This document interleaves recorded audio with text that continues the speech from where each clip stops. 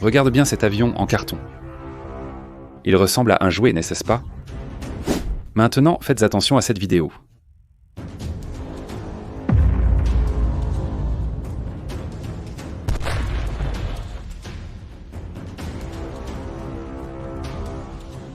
Impressionnant, n'est-ce pas? Cet avion en carton est en fait un drone qui est utilisé assez fréquemment par l'Ukraine dans la guerre. Et contrairement à ce que beaucoup pensent maintenant, il cause de gros problèmes aux Russes et nous allons vous montrer pourquoi maintenant. Avant tout, je dois dire que ces drones ne sont pas une nouveauté sur le champ de bataille. L'Ukraine l'utilise depuis au moins 1 an. Appelé Precision Payload Delivery System. Precision Payload Delivery System, ils ont été créés par une entreprise australienne appelée Spypack Systems, en partenariat avec l'armée australienne. Ils ont commencé à être envoyés en Ukraine vers mars 2023 dans le cadre d'un paquet d'aide militaire des Australiens. Et voulez-vous savoir ce qui rend ces drones si redoutés ? Eh bien, tout d'abord, ils sont faits d'un matériau qui ressemble à du carton ciré.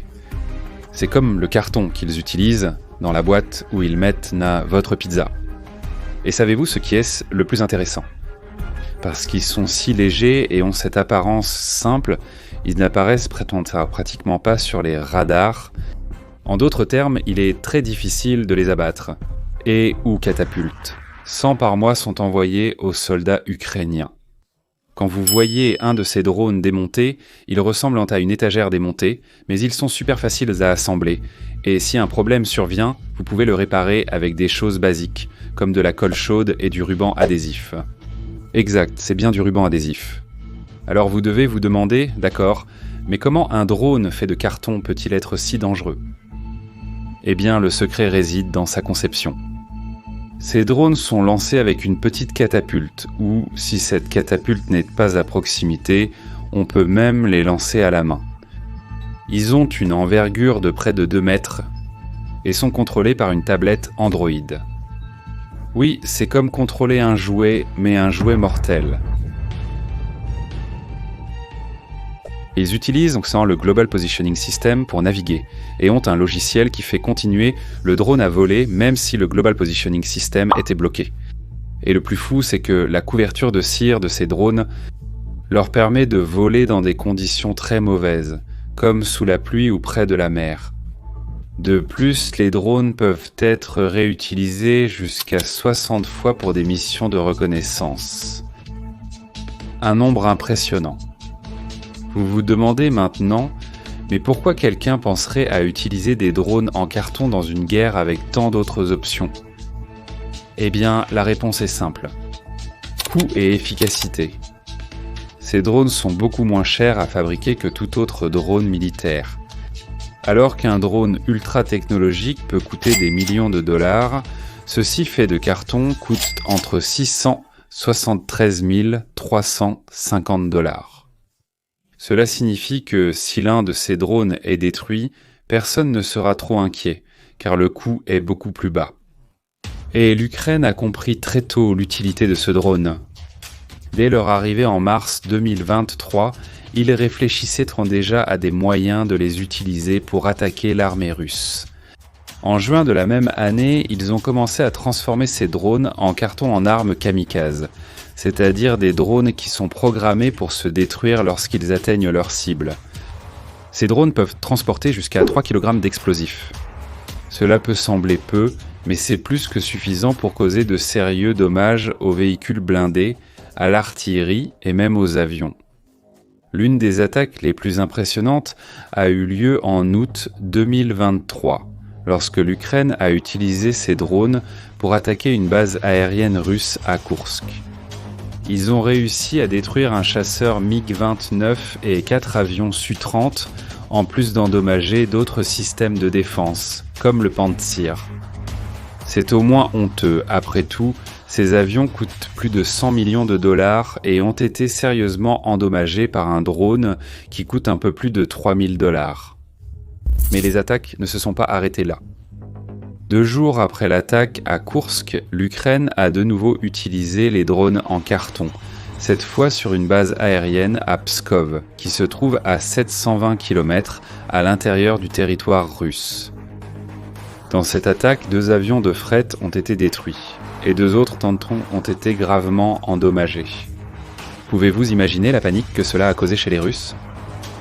Ils étaient désespérés, essayant de protéger ce qui restait.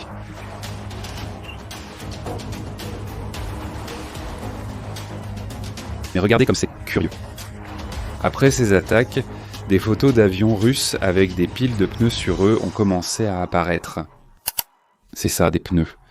Les Russes alors étaient tellement préoccupés par la protection de leurs avions contre les drones qu'ils ont commencé à utiliser des pneus comme une sorte de bouclier improvisé. Ça ressemble à une blague, mais c'est vrai. Mais ceux qui pensent que l'Ukraine utilise ces drones uniquement pour attaquer se trompent. Ils les utilisent également pour d'autres choses comme la reconnaissance et la livraison de fournitures.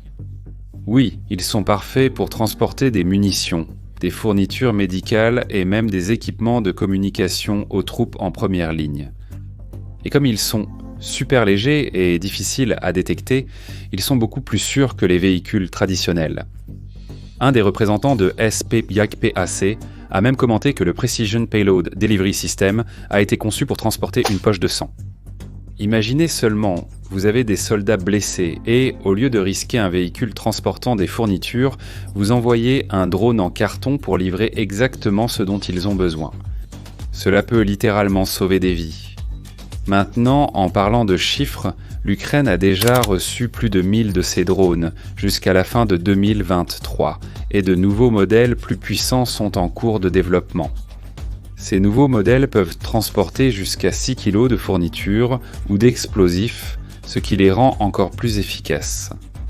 Le fabricant a encore des plans pour créer un modèle capable de voler de manière coordonnée avec d'autres drones similaires, formant un véritable essaim de drones dans le ciel.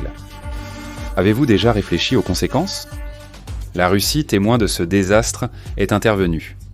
Ils ont entamé leur adaptation. Comme vous le savez, ils ont déjà perdu des milliers de chars depuis le début du conflit. Et les drones en carton sont l'une des raisons de ces pertes.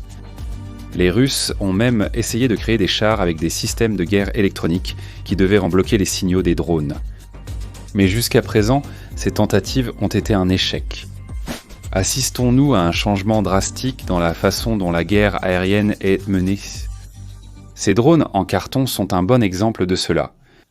Avec la technologie qui avance si rapidement et le besoin de solutions moins chères et plus efficaces, il est fort probable que de plus en plus de pays commencent à adopter des matériaux alternatifs, comme le carton, pour créer des drones plus furtifs et résistants aux interférences. Et ce ne sont pas seulement les drones en carton qui attirent l'attention. Des pays comme les États-Unis gardent déjà un œil sur ce que fait l'Ukraine et réfléchissent à la manière d'appliquer ces innovations à leurs propres forces armées. Comme vous pouvez le voir, ces avions en papier qui semblaient au début n'être qu'une idée folle se révèlent être l'une des armes les plus efficaces de l'Ukraine dans cette guerre. Ils sont bon marché, faciles à utiliser et difficiles à détecter. Et le plus important, ils ont un impact réel sur le champ de bataille. Si vous avez trouvé cette vidéo intéressante, n'oubliez pas de laisser votre like, de vous abonner à la chaîne et de commenter ce que vous pensez de l'utilisation de ces drones dans la guerre.